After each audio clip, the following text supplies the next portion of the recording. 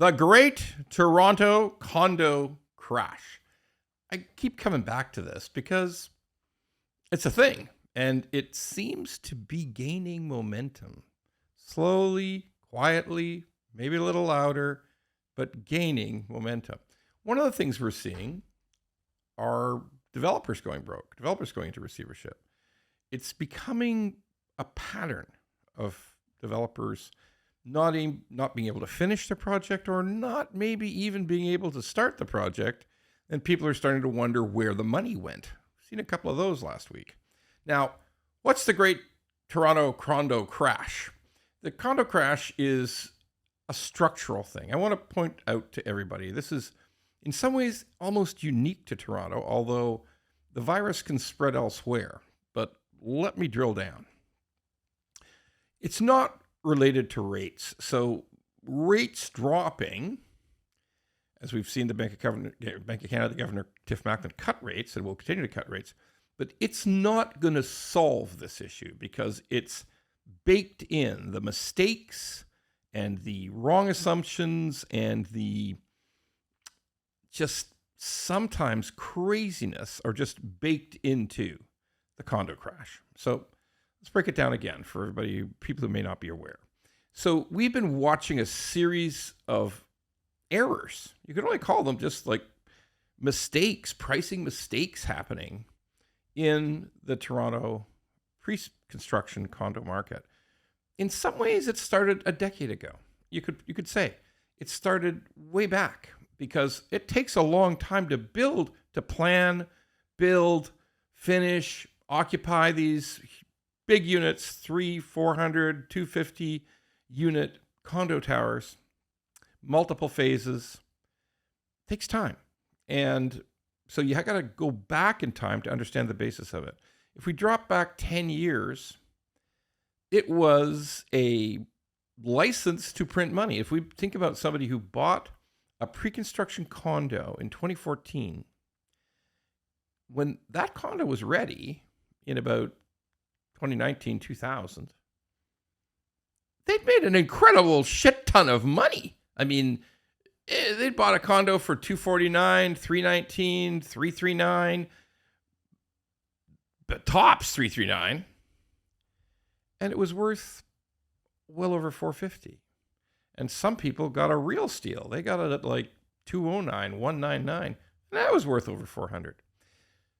People didn't have to take possession. People sold by assignment. For instance, if you'd bought for $209 and you could realize this gain and you said to yourself, well, it's time to take occupancy, but let me see what I can get for this thing.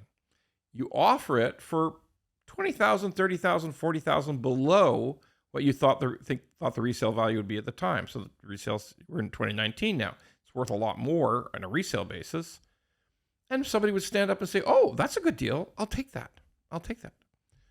And you wouldn't even have to take possession. You just got a check. Eventually the condo closed. A few months later, the condo closed. And you're off the hook because the contract was complete. Somebody bought it. You were off it. You never had to think about it again. And you pocketed $90, $80, $110, $130,000.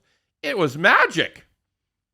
And guess what? Because it's a complicated reporting system, maybe you didn't even tell CRA. Maybe. I'm not saying.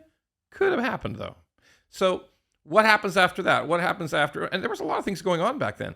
That was the 2013, 14, 15. It might have been the boom of Chinese students coming to Toronto. These are people who are not sleeping on futons in Brampton, like 19 people in a room. They were moneyed people. They were people whose families in China had money, and they might have taken out a mortgage. They might have paid cash. They might have bought an assignment. There were so many things going on at once. It was like the tech boom in Toronto. Like people jobs were opening up downtown rapidly. It was a boom time by 2018, 2019. And boy, the run up in prices in single family in 2017 was off the charts. I mean, it was just kind of a booming real estate time. Took a little bit of a dump. When they brought in the foreign buyers rules and all that stuff and tried to prohibit some of the really crazy stuff. But still, condos were golden. It just kept on coming.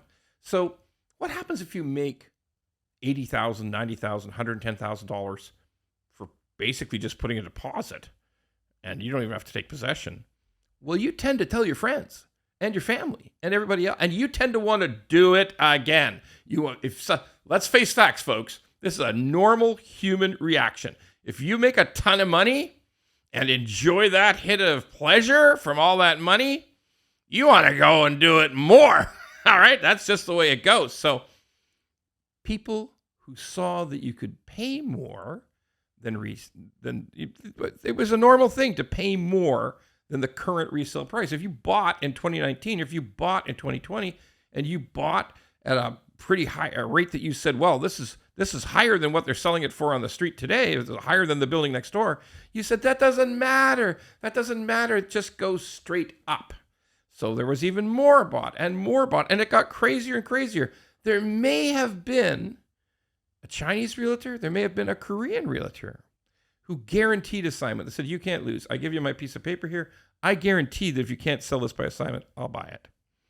Yeah, that might have happened. So everything came into play at once for a frenzy of buying. There was one famous condo king salesperson who, at a moment in time in a sales office when there was hundreds of people jamming in to buy pre-construction, that somebody was taking a little too long to decide which floor plan they wanted. He said, dude, sign it or fuck off and get out. I don't know who that was. I can't possibly say who that was, but I just had a burp there. So that happened. So what we need to know is that a frenzy occurred. People were paying $1,400, $1,500, $1,600 a square foot when a resale was $1,000 or $1,100. Guess what's happened now? Resale's $900. Might be falling. And something that no one ever guessed would happen, rents are coming down in 416. They're getting lower. It's the perfect storm of disaster. So what happens now? The great Toronto condo crash is what happens now. We're going to watch it unfold over the next 6 months to a year. Stay tuned.